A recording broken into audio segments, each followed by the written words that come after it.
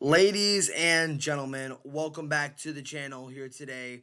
Going down this weekend, UFC 330, Makhachev versus Machado Garry.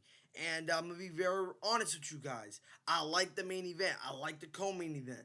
But some of the rest of the fights on the card kind of concern me coming into this fight. And knowing that it's a numbered event, I at least think it could have been a little bit better. But in today's video, we're going to get my full card predictions for every single fight. 12 fights on the card. Last week, Gamrot versus Salkill, I went 10 for 2. Only 2 I got wrong. Gamrot and Louis Sutherland. And I think I'm going to sweep the board on this card as well. And we got some fun fights on the card. Main event, Makhachev versus Garry. We got Mackenzie Dern versus Jalin Robertson. I think that's also a 50-50 fight as well. We got the feature bout of the night. Listen, I don't think it should be on the main card, but it's a fun fight as well. Charles Johnson versus Jose Ochoa. Mansur Dumal does Scalvis, a decent fight.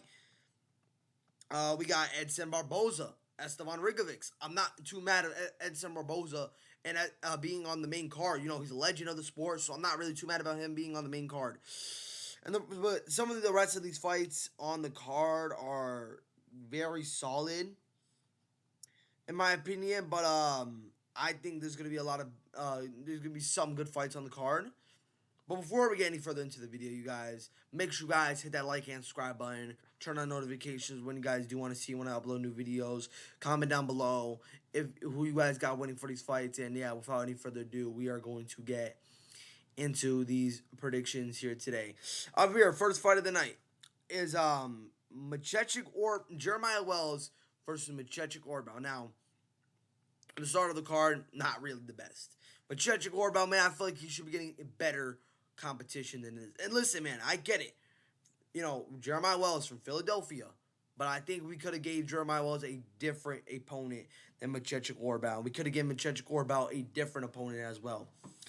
Now, what I've seen from Makhachev Orolbai his last 5 fights, you know, taking out, dominating Elvin Brander's, then, you know, got his first loss, only loss in the UFC to Matthias Robeski, which till this day I still do not know how the heck Orolbai lost his fight. You know, I do, but it just kind of shocks me. But then, you know, he made his way back up to 147, taking out Tofi Musayev.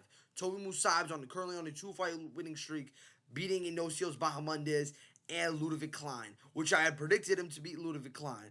Then went out there and knocked out Jack Hermanson. This is a pretty big win because Jack Hermanson is a former top 10, if I'm not mistaken, former top 10 fighter at 185. And then took out, if I'm not mistaken, another former top 10 fighter at 185, Chris Curtis, where he dominated him in spectacular fashion. So I've liked what I've seen from Makhachev Orolbai, and if I'm not mistaken, he fought Eurosmetic on his debut and submitted him. Like, he's had a good resume, and I'm really high on Makhachev Orolbai.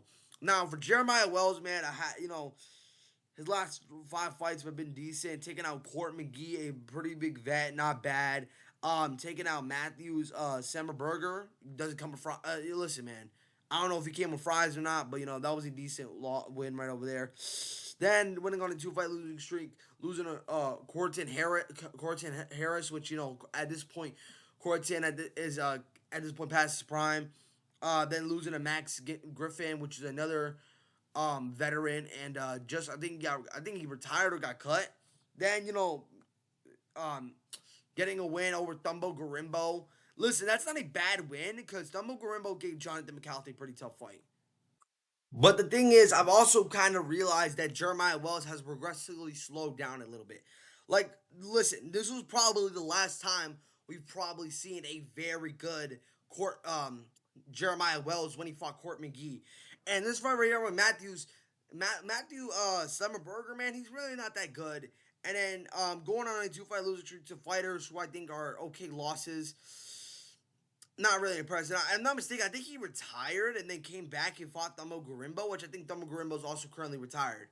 Listen, man, when Jeremiah Wells first came into the promotion, man, I was very high on him. And then, you know, seeing what he did to Court McGee, I thought that we were going to Jeremiah Wells was gonna be trouble, but ever since then, man, he's kind of been on a bad downfall, man. Kind of like a Beneil Dariush, man. At one point, I thought Jeremiah Wells was going to give a lot of people at 170 bunch of trouble. But he's kind, at this point, Jeremiah Wells is kind of washed at this point. I remember he was originally in May gonna fight Nicholas Delby, but I think Nicholas Delby pulled out because of an injury, and they couldn't find a replacement. And I think that's probably why they're giving him Orolbai, because he didn't have an opponent, and he probably just wanted to fight. And I think Orolbai was just taking this just to stay active. And I remember Orolbai was originally supposed to fight Leon Edwards.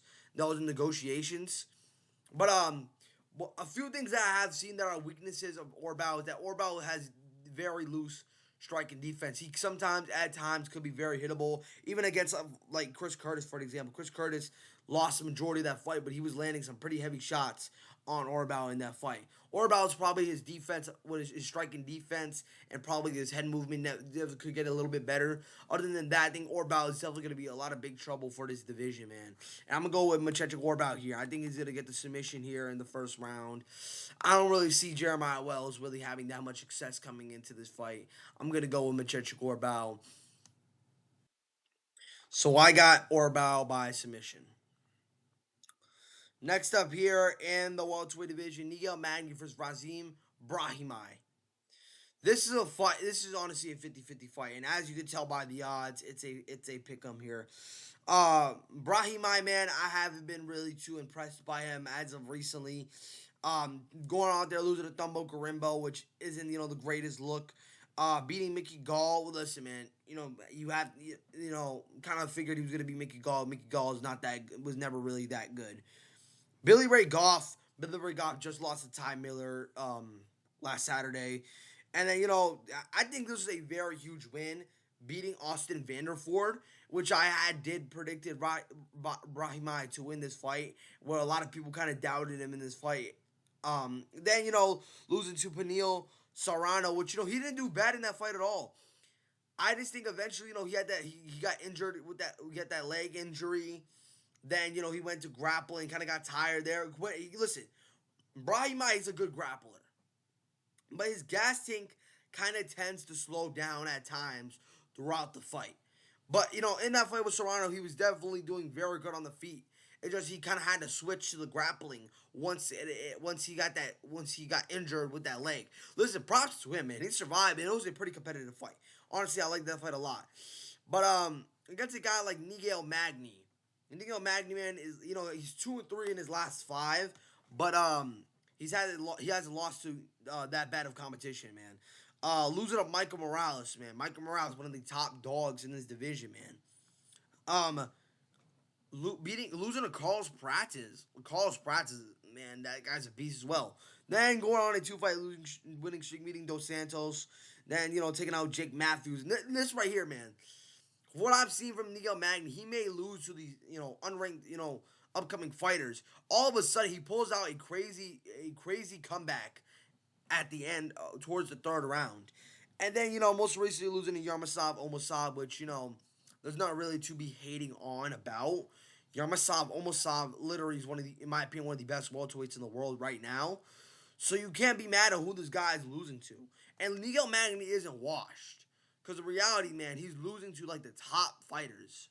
Like, Njokuani Magny has beaten some very good fighters. He beat Mike Malott, who's one of the high Canadian prospects right now. And mind you, he was losing that fight, losing the entire fight. All of a sudden, he pulls out and wins the fight. That was a perfect example. Njokuani Magny also beat a prime Robbie Lawler. Beat prime Calvin Gastelum. This guy, when he was Njokuani Magny's best days were when he was in 2016. A lot of you guys don't remember that, but that's no joke. You guys can look that up.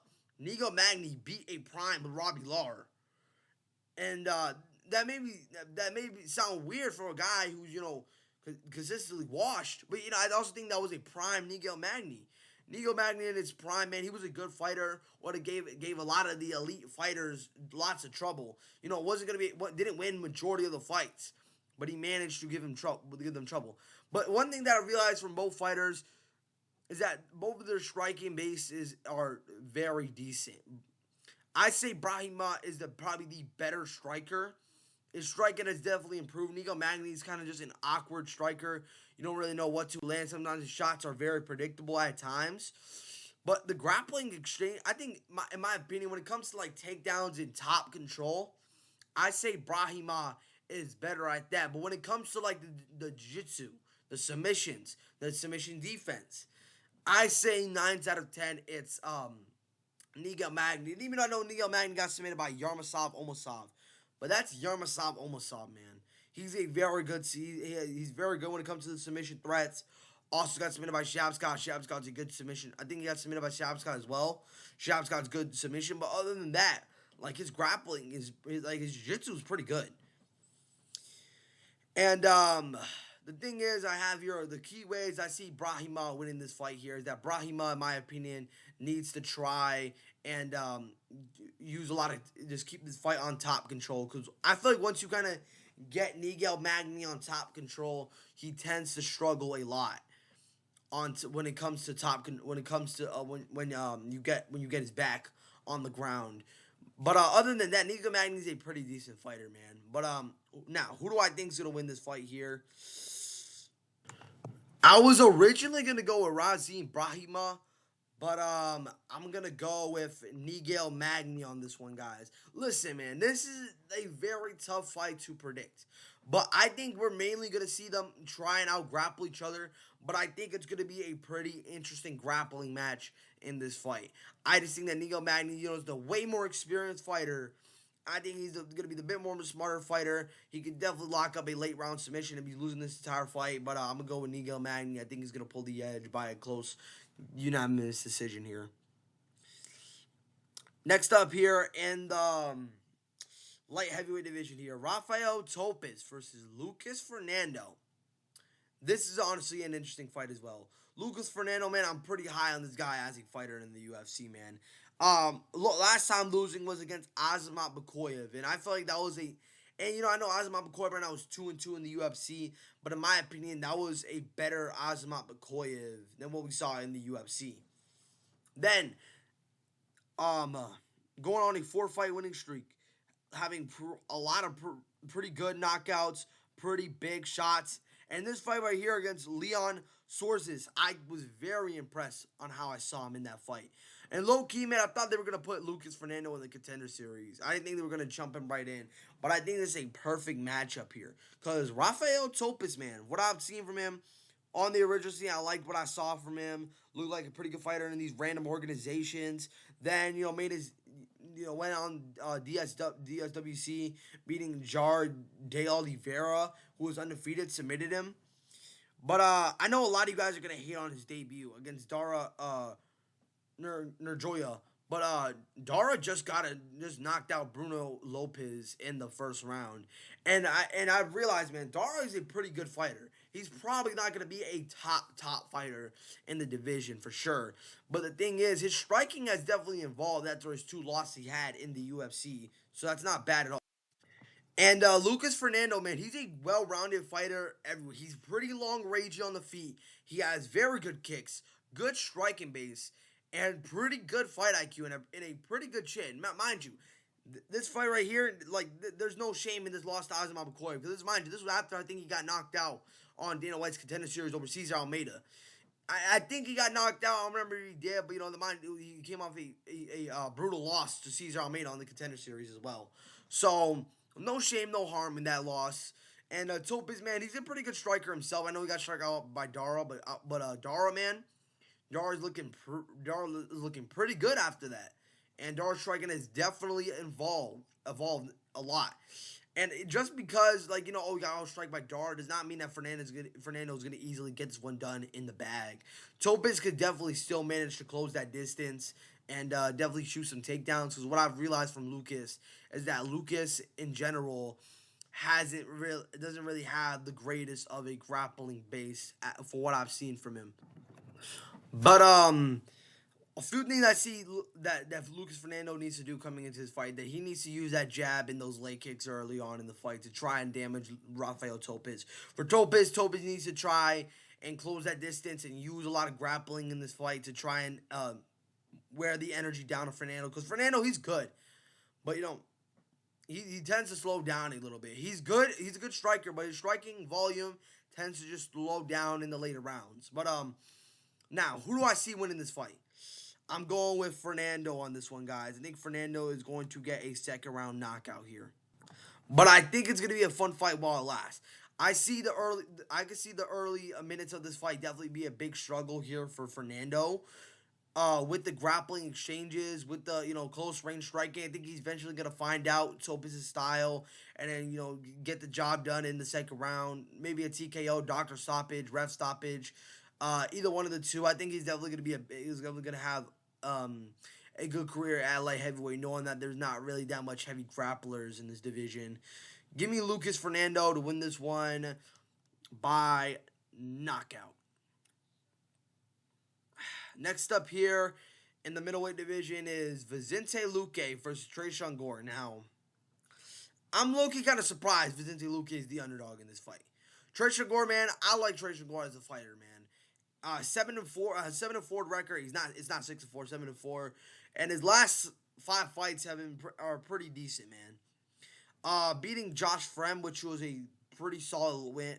I think Josh Frem just won his debut at PFL, if I'm not mistaken.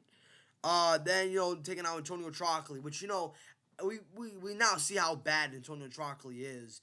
But I think when at this point when Antonio Trockley, when a lot of people had a hype with Antonio Trockley was looking like a monster, and then Tresean Gore pulling that upset. But that win hasn't really aged that good.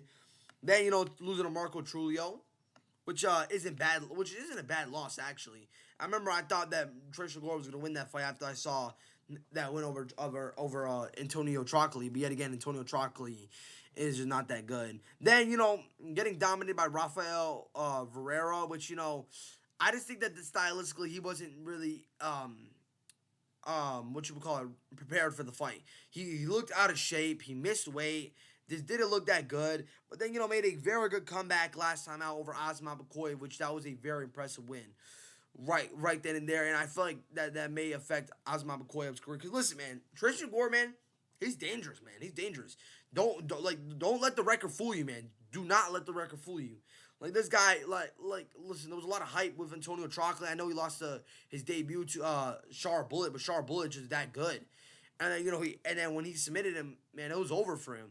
And then when he submitted freaking Makhachev, man, this may just be over for him too. And even with Josh Frem, because I remember I think Josh Frem had some hype too coming into the UFC as well, ended that as well. So Tresean Gore, man, these fighters who are pretty hyped on, Tresean Gore is just kind of getting them out in the bag, man, and they're never the same, bro. They're just not the same. But do I think it's a big step up in competition? I don't think so, man. I think Tresean Gore actually deserves it, man. And this fight can go either way. Vicente Luque, man, his last 5 fights, man, after seeing what happened, well, this is showing on the record right now, but against Jeff Neal, man, that was a bad fight, bro. He got beat up very bad, man. And in my opinion, that was Jeff Neal's best performance in his entire UFC career. But I thought he was done, right after that, losing to Joaquin Buckley, which looked like he kind of gave up. Didn't submit Thumbo Garimbo, which wasn't bad. Then went on a 2-fight losing streak, losing to Kevin Holland, which that isn't a bad loss. I did think Vicente Luque was going to win this fight, but Kevin Holland pulled the upset. Then, getting whooped for 3 rounds by Joel Alvarez, but Joel Alvarez, in my opinion, is a pretty underrated striker. Then, moving up to 185, which I thought was a very bad idea, because knowing that he wasn't that big of a middleweight, and just knowing in general that he was just done at this point, I thought it was going to be a stylistically just a very bad matchup for Calvin Gastelum. But, in that fight, he outstriking him. He dropped him, managed to, and then, managed to just outstrike him the entire fight, then eventually got the submission over Calvin Gastelum. And that was all, and mind you, that was all in the first round, man. He's looking like a pretty good fighter, man. And I know Vicente Luque, it may seem like it's over for him, but he's still only 34, and I think at 185, I don't think he's going to be like a top 15 or like a top 10 contender at 185. But in my opinion, I do think that Vicente Luque will for sure definitely give some of these unranked fighters a lot of trouble. And Tresean Gore, man, Tresean Gore, he's a very well-rounded striker, knows how to set up his counter shots very well, and he has a nasty guillotine choke. Like his last 3 wins in the UFC, man, submitting Josh Friend with that guillotine choke, submitting Antonio Trock with that guillotine choke, and Osman Bakoya with that guillotine choke, man. So listen, man. Listen, this is the thing. Vicente Luque could definitely be beating this guy up this entire fight. All of a sudden, he lands one predictable takedown. Tresean Gore gets the guillotine choke, wraps him around, and then finishes him. That could be ending like that. Knowing that, Vicente Luque kind of, as what we've seen, could definitely give up sometimes, kind of, not try. Even against Joel Alvarez, I feel like he definitely didn't really put as much effort in that fight. But yet again, Joel Alvarez is just a dangerous striker, man. And he has a good, decent grappling base. So I'm not really mad about that loss right there. But listen, man, if you lose to Tresean Gore, I wouldn't be mad, man. I think Tresean Gore is definitely improved, and I think he went to a different gym, if I'm not mistaken, man. And he looked very good against Osman Bakoya, which, I'm not trying to disrespect Vicente Luque saying that Osman Bakoya and Vicente Luque are on the same level, but like when it comes to now, could be though. But now, who do I think is gonna win this fight? I'm gonna go with Vicente Luque here. I'm going with the underdog. I'm gonna go submission. I'm gonna say towards the 3rd round on this one, man. I think the first 2 fights is definitely gonna be a pretty fun fight. I think eventually Vicente Luque is gonna get that dark cage choke. Just got a submission in general and submit Tresean Gore. But yeah, I got Vicente Luque winning this one by a 3rd round submission. Next up here, we stay in the middleweight division here. Donte Johnson versus Eric Makhachev. This, in my opinion, is a way more closer fight than what some of you guys think. Listen, man, Eric Makhachev, he's had a decent UFC career. He's 2-2 in the UFC. Won this fight over here on the original scene. They made his UFC debut, losing to Rusan Ruzaboy, which, was a decent loss, in my opinion. Beating Cody Brundage in a split decision, which could have gone either way, which I'm not going to argue about that. Then, going out there losing to Mansur, Surnakhanov, most likely going to happen. But yet again, Makhachev did very good in that fight, man. Like, before he got knocked out, he managed to control the pace, definitely give Surnakhanov some trouble. But yet again, Surnakhanov, in my opinion, is a bit of an overrated prospect. Then getting his second win in the UFC over Rafael Varela, which, remember, guys, I had predicted that Eric Makhachev was going to win this one. I thought he was going to get the late round knockout. Did end up getting a decision, but, we predicted Makhachev to win this one. Donte Johnson, man, I'm not too high on Donte Johnson, man. I haven't been really impressed by this guy at all. As recently, man, on the original scene, he looked like a vicious knockout puncher, managed to take the lights out of anybody. Then, I was very excited when I saw him go on Dana White's Contender Series. Got the knockout. But I wasn't really impressed, man. He was struggling a lot against Cedricus Dumas, which Cedricus Dumas is just a literal can. And eventually got the submission and struggled a lot against Cody Brundage. Now, listen, man. Cody Brundage, man, I feel like some guys underestimate what he can do. But, mind you, Cody Brundage had just lost previous fight and was taking this fight on short notice. So there was no reason why you should have not knocked out Cody Brundage, man. There was no reason, man. And one thing that I realized that's a big thing in Donte Johnson's is style is the wrestling, man. His grappling in reality isn't really that good as what some guys think. Listen, submitting Cedricus Dumas cannot defend a submission at all. So that's easily out the picture. And listen, man, Cody Brundage actually is a pretty decent wrestler. But you're telling me that you couldn't not knock him out at all? Dude, landed 1 or 2 takedowns. Dude, Cody Brundage landed 2 takedowns on Donte Johnson. And Donte Johnson was struggling, nervous, was trying to rush the pace to get back up. And what I realized that Donte Johnson, man, he's not really that good, man. Probably, in my opinion, one of the most, probably one of the worst undefeated fighters we have here today. And I feel like some of you guys actually underestimate what Eric Makhachev could do. I know And in reality, Aaron McConnell's chin isn't really that good. But in reality, man, he's good. But then all of a sudden, you find that one big shot that knocks him out. But yet again, we're in the middleweight division. Middleweight, in my opinion, middleweights definitely do hit pretty hard. And I know Aaron McConnell is is getting older, almost 37. Is going to be 37 years old next year, but he has a good striking base with a good striking base, man. If a few things a way I see Eric McConnell winning this fight, Eric McConnell, he needs to keep the fight at his own pace and don't try and make it a brawl. He needs to keep this fight on the outside. He's the longer ranger fighter. He's the more experienced. Has fought probably, in my opinion, the better competition than Donte Johnson. He needs to use that. Also land the takedowns because Donte Johnson, man, his wrestling is just not, like I said, not that good, bro. For Donte Johnson, man, I feel like he needs to try and get an early knockout here. I feel like towards the later rounds, if it hits the later rounds, I think Donte Johnson is definitely going to struggle a lot in this fight. But now, who do I think is going to win this fight? I'm going to go with the underdog here, guys. I think Eric McConnell is going to win this one, guys. I think he's going to keep the distance in this fight. I think he's going to time his shots perfectly. Even if Donte Johnson does try and close the distance, I think he's going to just follow in with some big power shots here. I got Eric McConnell winning this one by a decision. Next up here in the lightweight division here, I think this is the fight before the feature prelim. Jalin Turner versus Kaue Fernandes. This is a banger fight. 50-50 in my opinion. Two of probably of the most ragey fighters in this fight. Both pretty huge guys for the division. I'm very excited to see this fight. Kaue Fernandes, man. His last 5 fights on the original scene. I think he came from the LFA. This fight right here against Felipe Douglas was a very good win. Then made his debut losing to Mark Dykes, which was, wasn't the greatest debut. But then, made a good bounce back after beating Muhammad Yahya, taking out Grasma Kutsalides, most recently against Harry Hardwick, man, and that was a very impressive win. I thought that was a very good fight while it lasts, mainly because Kaue Fernandes, man, those leg kicks, man, and we saw Harry Hardwick, man, those leg kicks are nasty, man. They're hard to defend.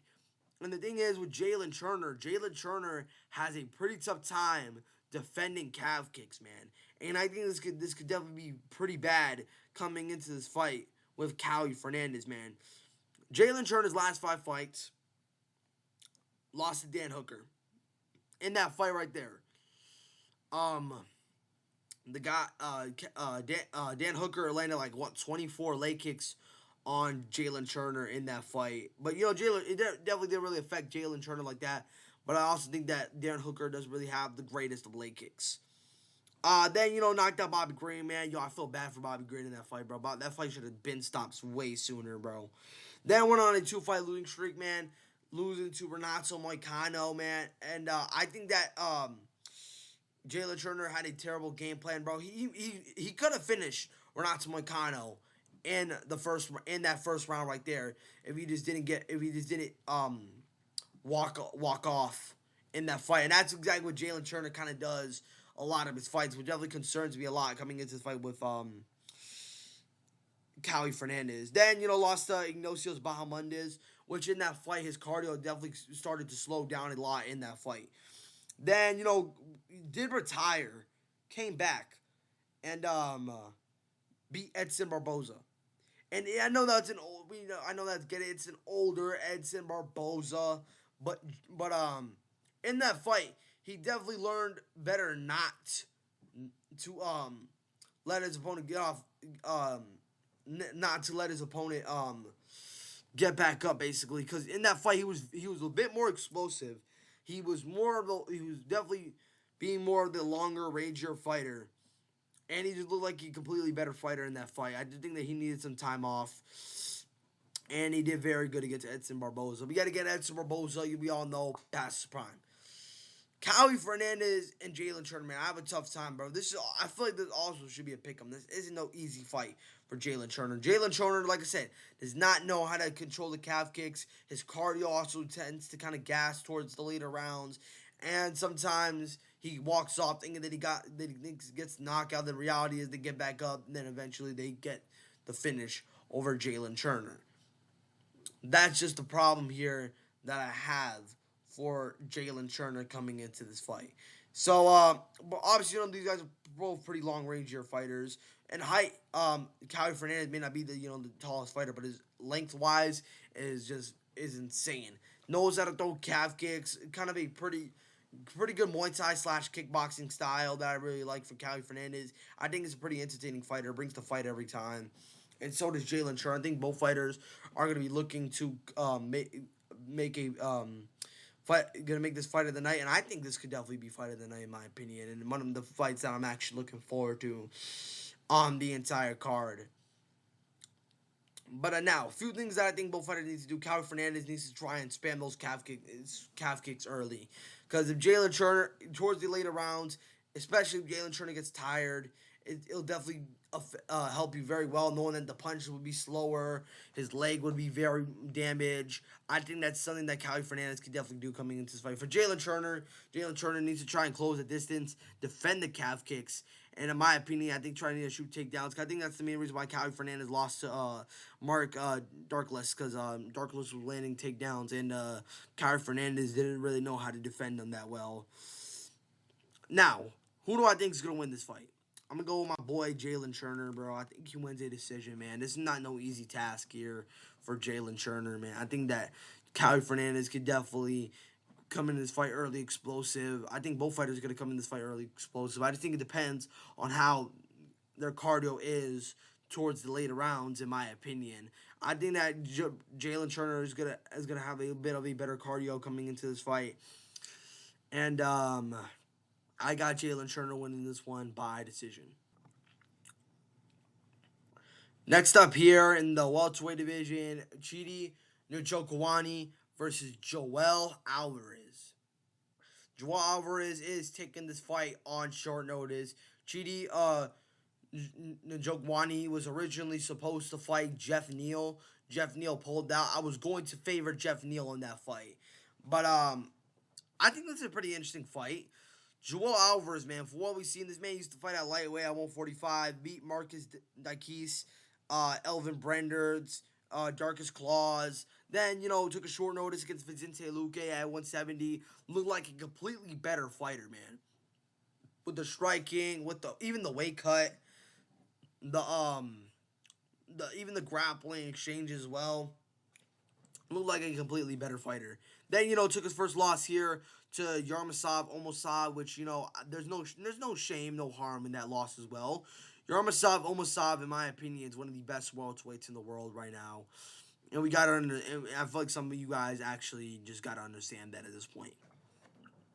For Njokuani, man, his last 5 fights, beat Rai McKee, which was a pretty decent win. Jared Gooden, Dos Santos. These 3 wins right here I feel like they're not really that good of wins in my opinion.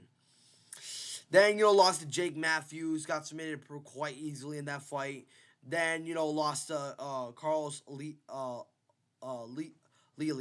if I said that correctly, man. That was a pretty competitive fight, and the thing is, this may sound crazy, but I picked Chidi Njokuani in his last 2 fights, and he lost both of them. The thing is that I think that Chidi Njokuani doesn't do that he needs to do more often, is he needs to kind of control that distance, man. He needs to keep that distance, man. With some fighters who are very tall, long, rangy, they use that double jab. But the thing is, Chidi Njokuani doesn't really use that jab as often as he should. He doesn't double it. He uses the jab, but he doesn't double it. He kind of lets you get close to him. And you may think that, he's letting you into a trap. He doesn't lead traps as well. It's different if you're letting someone close distance so you can follow up with some big shots. But you haven't been doing that at all. And against a guy like Joel Alvarez, even though they're both the same height, the longer range, I think if this fight closes the distance, Joel Alvarez is just going to land some big shots on him. And I don't know. Listen, man, he has a pretty good chin. But Joel Alvarez, man, he knows how to pack a punch, and Joel Alvarez can grapple. I know in that fight with Yarmasov Omosov, he couldn't defend the takedowns like that. But Omosov is that good of a grappler, man. And the thing is, man, Joel Alvarez is a good grappler. But the thing is that I'm concerned is that his jiu-jitsu is when you once you get his back, he kind of tends to struggle a lot, and that's just the problem I can see against Chidi. But Njokuani is not that good of a grappler at all. He's prioritized is a striking base, and we kind of saw that in his fight with Jake Matthews. But yet again, Jake Matthews is a pretty good grappler, but I don't think Jake Matthews is that good of a grappler as Joel Alvarez, man. And Joel Alvarez, man, he's a pretty smart fighter. And I'm kind of glad that he's at 170 now, because when he was at 155, man, I don't know what he was doing at 155. That guy was way too big. I think he missed weight like twice, and at 155. But he looks like just like a completely better fighter, a smarter fighter, and just knows what to do at 170, man. And I'm gonna go. I know his fight's on short notice, man, but I'm gonna go with Joel Alvarez, man. I think he gets a sec. I think he's gonna get the first round knockout here, man. I'm a fan of Chidi Njokuani, man. I like his style. He's a pretty good, a dynamic striker, but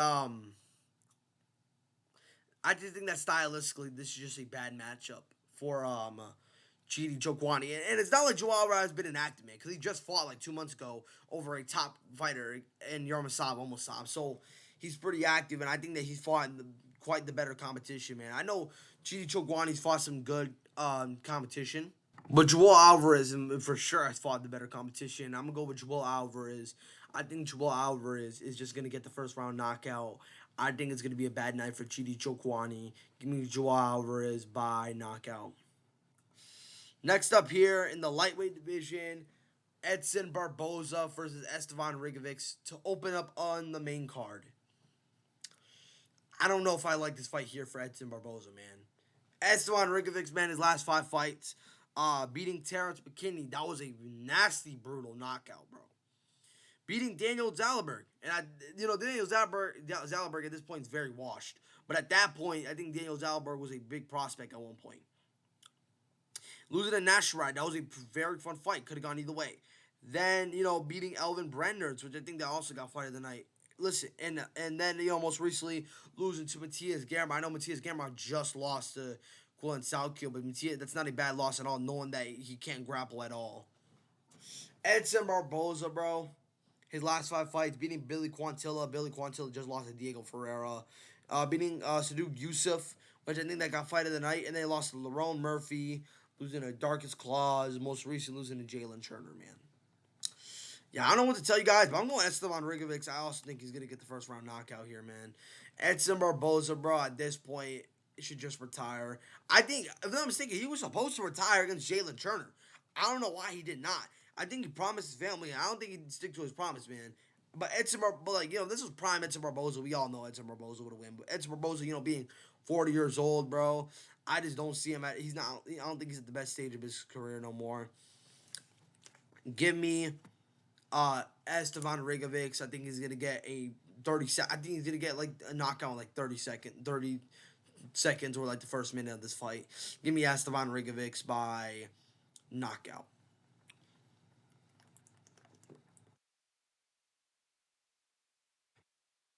Next up here, in the middleweight division, Mansur Abdul-Malik versus Dustin Scalvis.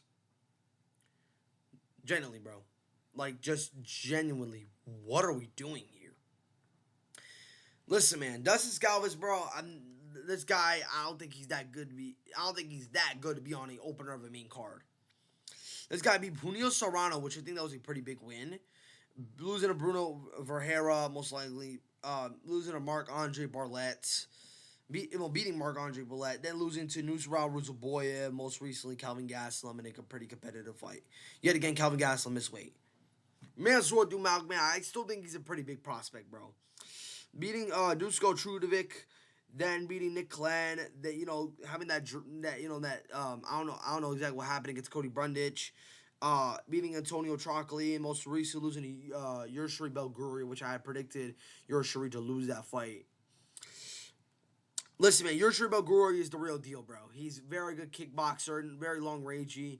And now that I think about it, Mansur Dumal, I think I was being a little bit biased on this one, but I think that Mansur Dumal is gonna easily get this one done in the bag, bro. Man, Dustin Stoltzfus at this point is just not that good. He was taking a lot of big shots, almost got knocked out by Kelvin Gastelum in that fight. I think that Mansur Dumal is still gonna be a pretty big problem. I just think that long rangey fighter, very big long rangey fighters, are just stylistically bad matchups here. He's a pretty good grappler himself. I could definitely see him getting a submission here, but I think Mansur Dumal is gonna get the knockout here against Dustin Stoltzfus.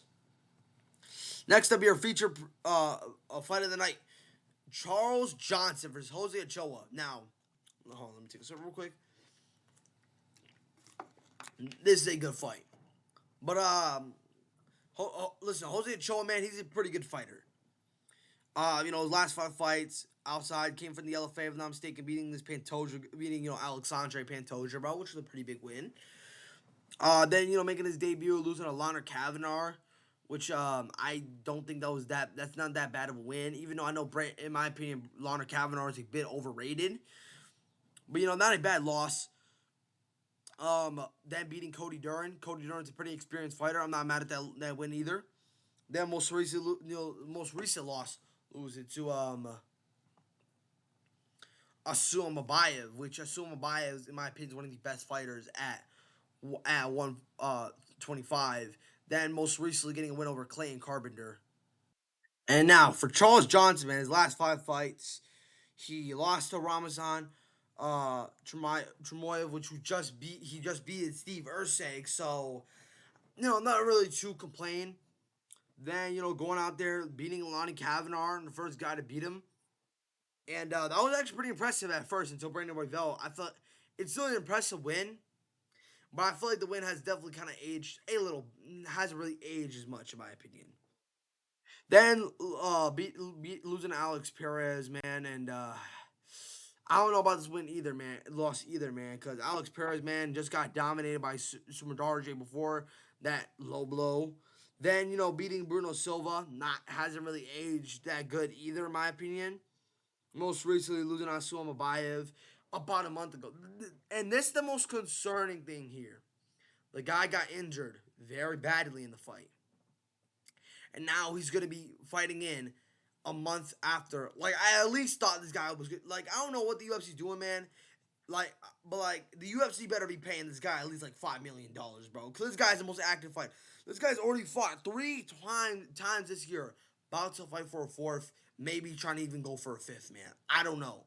But the UFC has to give this guy a raise, bro. Because this guy has just been fighting and fighting and just trying to make the most entertaining fights as possible, man. But the thing is, man, I don't trust him. Listen, man, I'm gonna go with Jose Ochoa on this one, guys. I think that I think it's a bit too soon for Charles Johnson to be coming back. For this reason, man, I think the fight's gonna have to stop in the first round due to his injury, man. Listen, man, I don't usually predict these fights, but knowing that he's coming off an injury about a month ago, I think that's exactly what's gonna happen. I don't think it's gonna be the exact thing like how Conor McGregor and Max Holloway was. But I do think that the ref's gonna have to stop it due to the injury, though. And I got Jose Ochoa. I think he's just gonna win this one by a knockout first round. Next up here, our co-main event of the fight for the championship fight: Mackenzie Dern versus Jillian Robertson. Now, in my opinion, guys, this fight can go either way. I've been very impressed with what I've seen from Jillian Robertson. Going out there and, absolutely destroying Paulina Viana. Going out there beating Michelle Watterson Gomez. Having a win over Luyana Pinheiro. Got a pretty big win over Mirinda Rodriguez where she got the knockout. Then most recently, absolutely dominating Amanda Lemos, which she just got dominated by Alexa Tainara. And now, for Mackenzie Dern, the last 5 fights, losing to Jessica Andre. The last person she did lose to was Amanda Lemos. Then going on a 3-fight winning streak, beating Lumbita Godinez. Then beating Amanda Ribas. Then most recently taken out and beating Verna Janjarova. which was actually a pretty competitive fight, but I think she went like in 4 rounds to 1. Now, I think what I saw in that fight against Verna Jandiroba for me, man, was Mackenzie Dern striking improved, man. Listen, man, Mackenzie Dern, she's a decent striker, but majority of the time we would see her lose on the feet. All of a sudden, she pulls out some crazy submission that gets you out there cold. And that's the one reason why I wasn't really a fan of Mackenzie Dern for the longest time, was because I didn't think she was really that good of a fighter.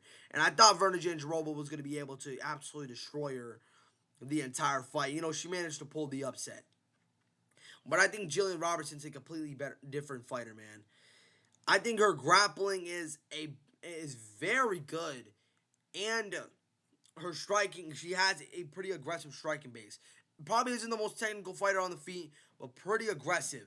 But it doesn't have pretty good defense, man. The thing is about that, I don't know if a lot of you guys know this, but Jillian Robinson has the more fights than Mackenzie Dern in the UFC. Jillian Robinson about to have her 21 fight in the UFC, while Mackenzie Dern is only her 17th fight in the UFC. And I think that Jillian Robinson has fought in the better competition. And I think her grappling's a bit better than Mackenzie Dern. Mackenzie Dern just has pretty good submission skills. I think the submission skills is definitely better than Jillian Robertson's, but both their jiu-jitsu game is very good. And both fighters on the feet are pretty solid. I think Mackenzie Dern's strike is definitely just a little bit more effective, but Jillian Robertson's a dangerous fighter, man. She has the most finishes in women's MMA history. And the thing is, right now on Tapology, she only has a 23% chance of beating Mackenzie Dern. For me, that's a little bit disrespectful, because Jillian Robertson is an elite athlete. And don't get me wrong, I think that Tatiana Suarez should have been the one getting the title shot. But yet again, we don't know if Tatiana Suarez is injured, because she's dealt with a lot of injuries. So we don't necessarily know what happened. But I think that Jillian Robertson is going to be Mackenzie Dern's toughest task yet. And a few key ways I see them winning this fight. I just think that Jillian Robertson needs to be very careful, needs to have her submission game needs to be on point. Because mind you, she could be winning this fight. All of a sudden, Mackenzie Dern pulls out the craziest submission with a nasty armbar that gets her out there cold. So she has to be very cautious. If she's winning the fight, she needs to be aware. Oh, I'm winning this fight. But knowing how Mackenzie Dern is, and knowing that sometimes if somebody's winning a fight, she pulls out a crazy submission, I need to be aware of that. And don't get too under pressure with that either. Trying to stay focused too. And I also think that she needs to counter with some very nasty head kicks, because Mackenzie Dern, her defense, in my opinion, gets very loose. Once she kind of starts closing that distance, her defense gets awfully loose. And sometimes her chin's up in the air, her guard's not up. I think she needs to counter with big shots. I also think she needs to also try and use a lot of top control, because Mackenzie Dern, either way, when it comes to like her ground game, it's when you get her back and you're just controlling her the entire time, she definitely tends to struggle with that. But definitely her jiu-jitsu and her Brazilian jiu-jitsu reverse is very good. But I think Jillian Robertson is going to be the next big Canadian star, and I think she's going to win a decision over Mackenzie Dern. I think she pulls the upset. I think it's going to be a pretty competitive fight. I think she's going to be a bit of the better fighter on the feet. I think her strike is definitely improving. I think she's going to be the more aggressive fighter on the ground. I think it's just going to be tough, especially in those scrambles with Jillian Robertson. I think Mackenzie Dern's going to have a bit of trouble all night. Give me Jillian Robertson by decision. Next up here, our main event of the evening. Islam Makhachev versus Ian Machado Garry. This is another 50-50 fight in my opinion. Ian Machado Garry, his last 5 fights, taking out Gold there, had a pretty close fight with Jeff Neal. Beating MVP in a pretty dominant decision. Took a short notice against Shabskat Rakhmonov, which was a pretty close fight. Then going out there and dominating Carl's practice, a 4-1 decision, man. And going out there and absolutely piecing up Bilal Muhammad, man. So listen, the only close fight that this man really had on his resume was Jeff Neal, and that was a prime Jeff Neal, man. And Jeff Neal, when he was in his prime, the guy was a very good boxer, and his wrestling was a bit better. I think eventually that was like probably one of the last times we've seen Jeff Neal in his prime. But Islam Makhachev, man, I like what I've seen. We obviously know his last 5 fights. Going out there, winning a decision, which I thought he lost over Alexander Volkanovski the first fight. Then getting a head kick in the rematch against Alexander Volkanovski. Going out there, had a very good fight with Dustin Poirier. And then going out there, submitting Renato Moicano. And most recently, capturing the world title against Jagnella Mendolino. Now, listen, man. I think a lot of you guys actually underestimate, because a lot of you guys are saying, oh, Ian Machado Garry is a striker. Ian Machado Garry is a well-rounded grappler, man. This guy knows how to grapple. And it's hard to even keep this guy in top control. Like, listen, Shavkat Rakhmonov managed to do that. But you're saying Shavkat did, but Shavkat's a very good grappler, man. And I think they're almost the exact same height as well. Listen, Bilal Muhammad couldn't land not one takedown on him. Neither could Jeff Neal. Jeff Neal, he landed some takedowns, got him against the cage. But the guy barely could have even controlled him, man. Every time somebody takes down Ian Machado Garry, it's very tough to get him off. It's very tough to get him to the ground because he's a long-rangey fighter. In my opinion, Ian Machado Garry currently right now is one of the smartest fighters in the entire UFC.